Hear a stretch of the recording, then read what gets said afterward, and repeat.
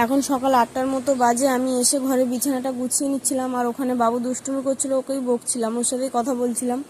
আর জানালার ওপরে অনেক জামা কাপড় আছে, আসলে কালকে মেঘলা মেঘলা ওয়েদার হয়েছিল, কোনো জামা কাপড়ই শুকোয়নি, তাই ওপরে দিয়ে দিয়েছিলাম যাতে রাতে এসি চললে ওগুলো শুকিয়ে যায়।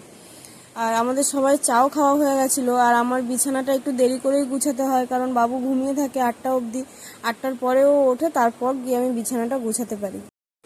আর রোজ আমাকে একটু মশারিটা দিয়েই ঘুমোতে হয়, কারণ মশা তো আছেই, তার উপরে এসি চলে, ঠান্ডা লেগে যাবে। বাবুর খুব জোর, এমনিও ঠান্ডার ধাত আছে, একটুতেই ওর ঠান্ডাটা লেগে যায়। তাই বিছানা গুছিয়ে আমি চলে এসেছিলাম বাবুর খাবার বানাতে। আর সকালবেলা ওকে দিয়েছিলাম দুধ আর চিড়ে সেদ্ধ।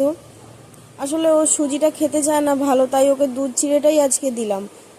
বাবুর খাবারটা বানিয়ে আমি ঠান্ডা করতে রেখে বাথরুমে চলে এসেছিলাম। আসলে সকালবেলায় আমি ঘরটা মুছে নোংরা জলটা বালতি থেকে ফেলিনি, বাবু দুষ্টুমি করছিল, জলে হাত দিতে যাচ্ছিল, তাই আমি বালতিটা বাথরুমের মধ্যে রেখে কোনো রকম ওকে নিয়ে বসে পড়েছিলাম। এখন আমি নোংরা জলটা ফেলে দেবো, দিয়ে কিছু বাসন ছিল সকালে চায়ের বাসন, বাসনগুলোও মেজে নেবো। আসলে বেসিনে একটু প্রবলেম হয়ে গেছে, তাই বেসিনে আমি মাজতে পারিনি, বাসনগুলো বাথরুমে বসেই মেজে নিয়েছিলাম। আর কিছু জামা কাপড়ও ছিল যেগুলো আমি ভিজিয়ে রেখে দেবো, এখন পরে কাচবো স্নান করার সময়। তখন আমার স্নান হয়নি, বাবু কান্নাকাটি করছিল, ওর ঘুম পেয়ে গেছিলো খুব। ওর কাকাই ওকে খাইয়ে দিয়েছিল খাবারটা ঠান্ডা হওয়ার পর। আসলে মা যখন থাকে, মা এই জামা কাপড় ধোয়াধুয়িগুলো করে, আমি ওকে খাইয়ে ঘুম পাড়িয়ে দিই। আসলে মা নেই তো, তাই একাই ও জামা কাপড় ধুয়ে ওকে ঘুম পাড়িয়ে তারপর আমি স্নান করতে পারবো।